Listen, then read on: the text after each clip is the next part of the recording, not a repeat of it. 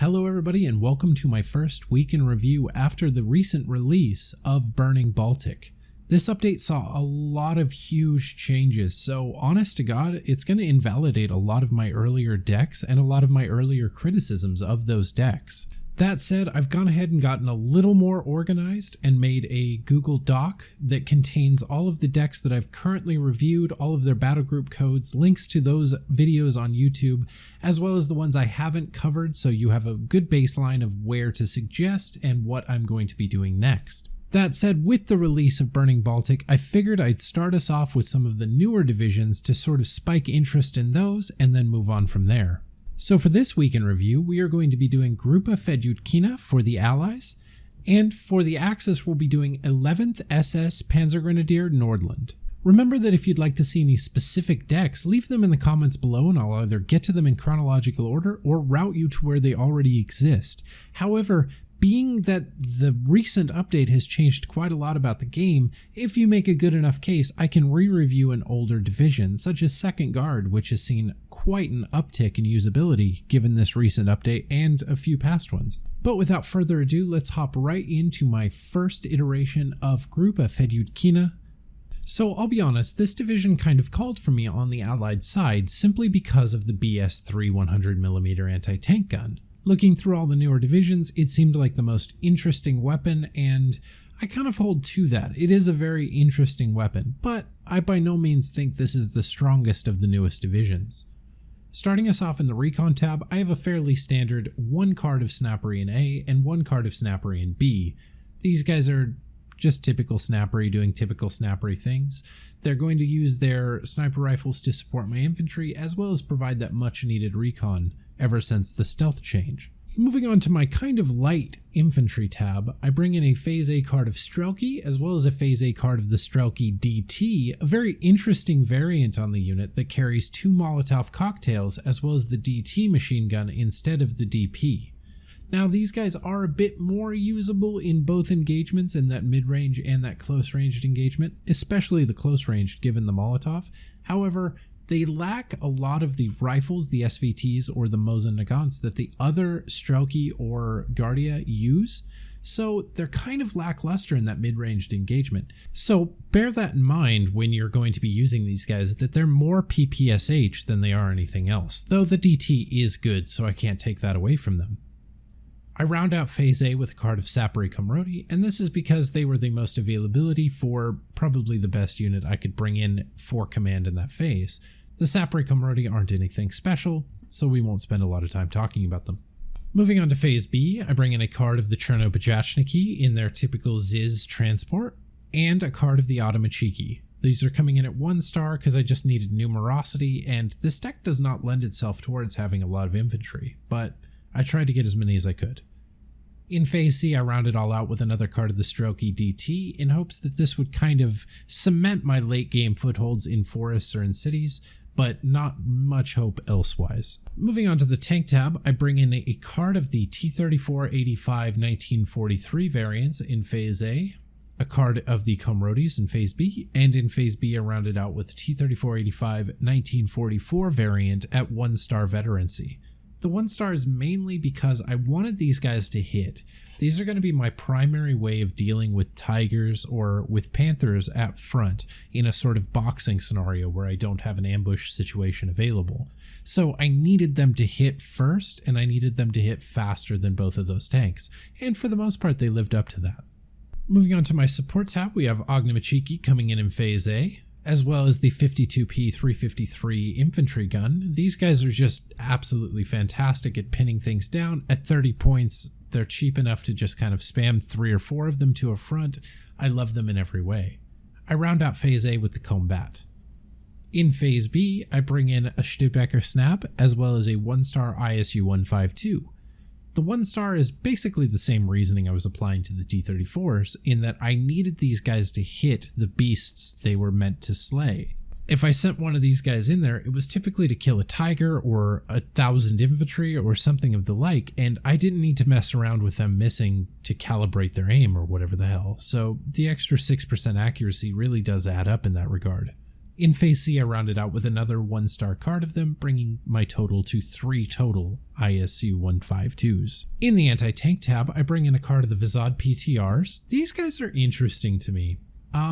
They carry quite the armament for a PTR team, and they're quite usable in that way. 3 PTRSs, if nothing else, is a fantastic way to kill light vehicles. However, they are easily spotted, do not come in the fast transport that I pride the PTRS teams for, and you know what, honestly, they don't do all that well given their added usability. They do have the HE and the AP grenades that they can throw at tanks whenever they do get close enough, so that is something worth noting. But other than that, I don't know if I prefer these to the typical PTR teams. Also in Phase A, I'm bringing in a card of the M42s, a card of the Ziz 3s, and a 2-star card of the SU-85s. 2 stars, you don't lose a lot of availability on the SU-85. It has a very favorable curve to adding veterancy, and so I just threw it on there. The SU-85 is an excellent way to deal with most any heavy tank on the opposing team, and at 70 points, it's not going to break the bank to do it. In Phase B, I bring in my favorite new AT gun, the BS3 100mm, and these guys did fantastically. They remind me a lot of the recently added Romanian gun in that it's just very, very lethal and very, very fast firing. However, they are quite slow if they get caught out in the open, or if they're spotted for any length of time. If you're putting this against, say, 4 Panzer IVs, chances are the Panzer IVs are just going to stun it before it gets a chance to kill all 4 of them. However, it is really nice to have that AT option on red, as typically we just don't have anything that can penetrate the front of a Tiger at 2 kilometers. Rounding us all out, I have a Phase C card of Ziz 2s, and they were just there to sort of be my ambush vehicles. I've fallen out of love with the Ziz 2 slightly, just because of the low damage numbers that it puts up. However, it is quite consistent in its anti-tank capacity, so I do still like it enough. In the anti-air tab, I bring in a Phase A card of the Zenart 37s, as well as a Phase A card of the Zenart 85's 1944 variant. Now, these guys are excellent AT guns. They fire very, very quickly, they pack the same APCR and AP shells that the other 85s carry, and they have that anti-air capacity to add on top of that, so I absolutely adore these things. I bring in another card of them in Phase B to round out my AA tab. In the artillery tab, I started off with the artillery commanders in Phase B. These guys are just to supplement my leadership later on in the game, as aside from my infantry tab and my tank tab, I don't have much leadership in this deck, and I really do need it. In Phase B, I also bring in the 160mm artillery pieces, and these are interesting. They're really good. Radio-guided artillery. They come in a supply truck for a mere 130 points, and they have a decent enough range. However, I don't know that I was using them properly. I think it takes a better player than I to properly use these artillery pieces, and so I just found oftentimes I just wasn't bringing them in. In the air tab, I started it off with a card of Yak 9Ts at 1 star in hopes that they'd be able to kill enemy planes, but I forgot that the Yak 9T was terrible, so there's that. In Phase B, I brought in the IL-2M, both the bomber variant and the rocket plane variant, and in Phase C, I brought in another card of those rocket plane IL-2Ms, and a Year 2 ACH-30B. These guys were just my gigantic bombs, and I dropped them all over things that displeased me in such a way. Moving on to my deck at the end of the week, and the first change we see is in the infantry tab, where I've dropped the Automachiki in favor of another card of Phase A Strelky. The Automachiki I always find are kind of lackluster. They're so specific, you have to get them into that 100-meter engagement. However, they're just not great at that engagement, I find. If you throw them up against, say, Pioneer or a Flame Troop, they're oftentimes just going to lose that, and I just don't need to micromanage that all the time. So bringing in another card of Strelky just seemed like the no-brainer move. I needed more infantry early, the Strelky are fantastic, so we just went with that. Our next change comes in the tank tab, where I've dropped the Phase B tank leader in favor of Phase B Shermans, and I've dropped the card of 1944 variants down to no stars and moved them into Phase C to sort of maximize my availability of tank. I found one of the biggest issues I was having with this division was dealing with Panzer IVs or other medium tanks such as Stugs or something like that. I would deal with them just fine, and then eventually I'd hit a point where I ran out of T-34s and just be kind of boned for the rest of the match, staring at these medium tanks rolling me over. So to change that around, I brought in just a lot more tanks, ended up nearly tripling the amount of tanks that I had in this division from the earlier iteration, and it really did pay off. This was fantastic later on in the week when I was playing through this. Moving down to the anti-tank tab, I ended up bringing in another card of the Vizad PTR, as these guys were good enough. I mean, I could send them through forests with the Strelky DT, the Strelky would deal with the infantry, and the Vizad would typically deal with whatever else they found with either the grenade or the 3 PTRSs. They do require quite a lot of micromanaging in this regard though, so I wouldn't advise these for newer players. Oftentimes when using these PTR teams, if I told them to just attack move through a forest and then look away, they'd get hung up firing at something at say 102 meters just out of their grenade range with their PTRS and wouldn't move the extra 2 meters closer to throw the grenade. I know this is typical of any unit in any UGen title and micromanaging is going to be required, but I really don't like these guys requiring that amount of micromanaging. Of course, you could just turn off the PTRS in these situations, move them a little bit closer, keep them in attack move, or even just micromanage them by hand, but I'm just complaining to hear myself complain, really. Moving on to my next change in the artillery tab, I ended up dropping those 160mm.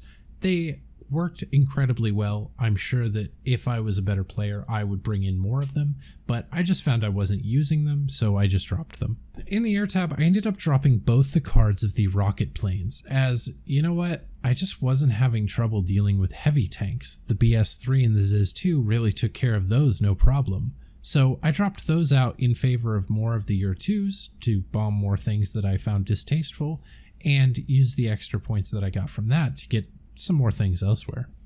All in all, this division was intuitive, it was fun, I really love the BS-3, but I don't know if it's going to be a top tier division by any means. I found that it was kind of lackluster in a lot of really key areas, especially in team games where the games are liable to go on for a lot longer. If the game ever stretched beyond, say, 40 minutes, then this deck was kind of scraping the bottom of the barrel when it came to infantry, and especially for usable infantry at that. Once you run out of the Chernopajachniki and the early Strelky, all you're left with are a bunch of really close-ranged infantry, which are really great if you're fighting for that close-ranged engagement, but oftentimes you need something with a decent mid-range or long-ranged engagement also. This division is also quite, I guess, up to the interpretation of RNG, insofar as you rely a lot on tanks that, if they hit, it's great. If they don't hit, it might spell the end of your front.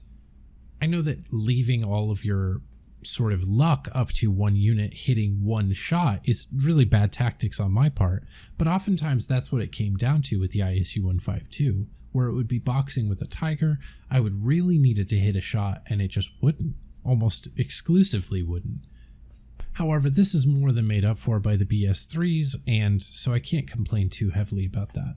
What's more, the 85mm AA guns did a fantastic job of mopping up any tanks that were sort of left over after the BS-3 had its way. After the change I made to the tank tab, just bringing in a sheer volume more medium tanks, this deck really did start to feel like a real division though.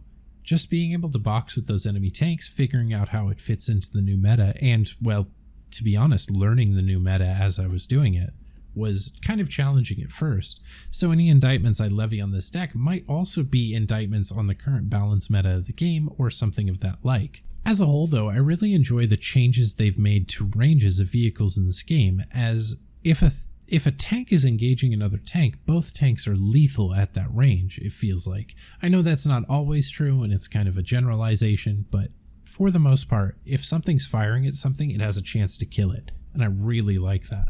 That said, there's been quite a few surprises throughout the week where suddenly I'm like, oh no, that can kill that now? Or, oh no, my Panther's not invincible anymore? What is this? But I digress. For team games especially, I think that this division is going to shape up to be one of the more difficult ones for newer players to play. While it has just a lot of things that you can use, it is very reliant on you using a lot of foresight, as it were. The BS-3 is an excellent gun, however, it's not going to do all of the work for you. You're going to have to get it into a good spot, you're going to have to adequately protect it with, say, smoke or some other device, and you're going to have to kill all of the enemy tanks with it if that's what you want it to do. My advice would be stationing an Ogdamachiki squad right next to it to smoke it out strategically if you need to, and just turning off the HE unless you're ready to micromanage it in that regard. While the HE is fantastic and it fires very quickly, suppresses things almost immediately, and sports an indirect fire, I don't think that it should be firing it on its own. Firing it on its own is how it gets spotted and how it gets killed by enemy artillery. So my recommendation for these things, being that you have so few of them, is to use them strategically to kill specific enemy targets, immediately smoke them out with Ogdamachiki, and immediately start running, because the reprisal artillery will be there very, very soon. Because of all this, I think this can be kind of an overwhelming division for newer players. However, it does really well in team games if you're able to sort of have the support of another heavy tank division or something that can box with the enemy tanks so that you can sneak up on them. Moving on, we have 11th Panzergrenadier Nordland. Now, in a departure from the earlier one where I chose the allied deck for its novelty of units, just that BS3 being so unique to the game thus far, this deck feels very familiar, and not in a bad way. Sure, there are a few units here and there that are different, and a few that have been reworked or reskinned in some instances, but for the most part, all of these things just have been in the game, or a version of them were in the game up until now. That said, they've never been in the game in this combination, and I feel like this combination is very strong. Starting us off in the Recon tab, I have a card of the SDKFZ 250/9 Recon trucks, as well as a Phase A card of 2-star, not even going to try to pronounce that name, Recon units. These guys are pretty decent frontline infantry even, and so I brought them in to sort of support in that initial engagement while still providing that recon. Rounding us out in Phase A, I have the SPW 234/2 Puma, and this guy packs a 50mm cannon on top, so I'm really a huge fan of these. They will box with enemy light vehicles, or in some instances, they'll kill enemy medium tanks. Rounding us out in Phase B, we have a Spechtrup squad coming in the Kubel at 1-star veterancy. This is just to give me eyes in the late game, not really for much else. Moving over to the Infantry tab, I start us off with a card of Pioneer, a card of Pioneer Führer, and a card of Panzergrenadier with the MG34. Like I said, all of these are quite familiar units, so it's not like any of them are new, just the combinations are interesting. In Phase B, I start off with a card of Sturmpioneer coming in the Horse Transport, as well as a card of Panzergrenadier Regular. In Phase C, rounding us all out, we have 2 cards of Panzergrenadier MG26, and that's just to give us those numbers in the late game. Moving on to the Tank tab, we have the first marrying of Stugs and Panthers to my knowledge. Leading us off, we have the Stug 4 at 1-star veterancy, as well as a card of Panther Ds at 1-star veterancy. Now these are forced to a 1-star veterancy, the Panthers. However, I think I'd still bring them in at a 1-star veterancy even if I didn't have that forcing. In Phase B, I bring in a card of the Stug 3Gs, also at 1-star, as well as a card of the Stug 3G Leaders. Rounding us all out, we have the last card of Panthers available to us at 4 per card in B. In the Support tab, we have the Flammenwerfer coming in the BMW bike, a Phase A card of the MG42s, a Phase A Commander, a Phase B Supply Truck, and a Phase B IG-33. Now this Support tab did also get access to another bevy of units, very interesting units at that, such as a few other infantry guns, and most specifically a Verframen in disguise as a support truck. These guys seem to just be a support gun mounted at the top of a Verframen chassis that also spewed rockets on command. So it's an interesting device, but I didn't see it being worth the points, and so I just kept it out of the division, but it did intrigue me. In the Anti-Tank tab, I start us off with a card of Phase A Panzerschrecks, a Phase A card of Pack 40s, and a Phase B card of Pack 40s. Fairly standard AT tab. I would kill to have a Pack 38 in here, but it is what it is. In the Anti-Air tab, I bring in a card of the Flak 41 88mm in a card of the Flak 36s in B, as well as the SDKFZ-7-1 Flakverlung, and I round it all out in Phase C with a Flak 41 88mm card also. These guys were serving as dual-purpose guns in every metric of the word. I was using them to kill infantry, kill planes, kill tanks, you name it. They were kind of just my ace in the hole, as it were. This is mainly due to the fact that I didn't have much going on in the AT tab aside from the Pak-40s. The Pak-40s are excellent guns, but once you run out of them, you're just left with nothing unless you have these 88s. In the artillery tab, I let us off with 81mm mortars, a battery Führer in Phase B, as well as the Vielfachwerfer in Phase B, and in Phase C I brought in the supply truck wielded 150 mils, fairly standard pickup for me. In the air tab, I start us off with a card of the FW190A8 in Phase A. In Phase B, I do the AR234B2 and the same in Phase C, just with a different armament. These guys were absolutely amazing bombers, and the FW190A8 is the fastest variant to my knowledge of the FWs, so it was able to catch up with enemy planes, save for those damn Typhoons or Tempests. All in all, I don't think I'd change much about this air tab. It was very, very intuitive, and I really enjoyed each unit that I brought in it. Moving on to my deck at the end of the week, and my first change comes right off the bat in the Recon tab. I dropped the SDKFZ 250/9 Recon trucks as, I don't know, they were useful, but they weren't suppressing infantry as much as I'd like. So I ended up dropping those as well as a few other things and changing a few things around, but we'll get to that when we get. The infantry tab and tank tabs both felt really nice, so I kept them the same. However, in the support tab, we did end up picking up that Verframen in disguise. It just seemed too interesting to not pick up, and it was quite hilarious to use, but I don't know if I'd suggest using it, honestly. It's quite a point investment, and it has quite a supply truck investment also, so use at your own risk. Buyer discretion is advised. In the anti-air tab, I dropped a card of the Flak 36s. I just wasn't using them as much, and the Flak 36 is not nearly deadly enough for me to really want to keep in. In the artillery tab, I dropped the Phase A card of mortars in favor of a Phase B card of the 100mm dual-purpose gun things. Now, these could serve as artillery, they do have the radio stat, but I was mainly using them to supplement my AT as I was still running low on that, even using the 88s and the Pak-40s. On top of this, if you station them as AT and then the front moves forward, you can just use them as artillery just as easily. So they're just fantastic dual purpose units. They came in with the supply truck to help me with my recent Verframen pickup, and so it just seemed like a no-brainer. While this deck does have a lot of familiarity in it, we're just seeing a lot of Panther Ds, Stugs, Panzergrenadier. We've seen all this before. It does all of this in a very, very usable fashion. The Stug 4, Stug 3, and the Panther D all being in the same division really feels nice. Everything feels like it has a purpose. You have your hull-locked vehicles to sort of hold down flags. I would have loved to see a card of Jagdpanzers, but I digress. And you have your Panthers to do Panther things. The infantry tab also feels really nice for a division that gets access to Panthers, as typically those divisions are really lackluster in the infantry department, but not in this case. You have an unholy access in this division to rockets. There's the rockets coming in the support tab, rockets in the artillery tab. You're just rockets for hands when you're playing this division, and so you're able to unseat a lot of things very, very quickly should you need to. Oftentimes, I was just firing the Vielfachwerfer or the Verframen at an enemy IS-2, stunning it, and then just rushing it down with Panthers, as that seemed like a very usable strategy, though I could have just as easily killed them with the Panthers in a more sneaky manner. I think that, honestly, this division might be one of the easier divisions to learn the game on, and so I would recommend this strongly to newer players. It has access to a lot of things that are just very intuitive to use.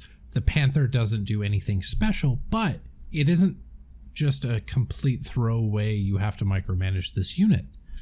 The Stug 3 and 4 are on that same vine. You can kind of just attack move these guys to the position you think they should be, and for the most part they'll achieve that position and do quite well there, provided the enemy isn't micromanaging something sneaky or using an IS-2 to kill them. Where this division does get a little tricky is if you run it in my current setup, you're going to have to use these FW190s quite efficiently killing enemy aircraft in order to ensure they go down and to ensure they sort of don't keep piling up into that snowball effect that will become very overwhelming for your AA.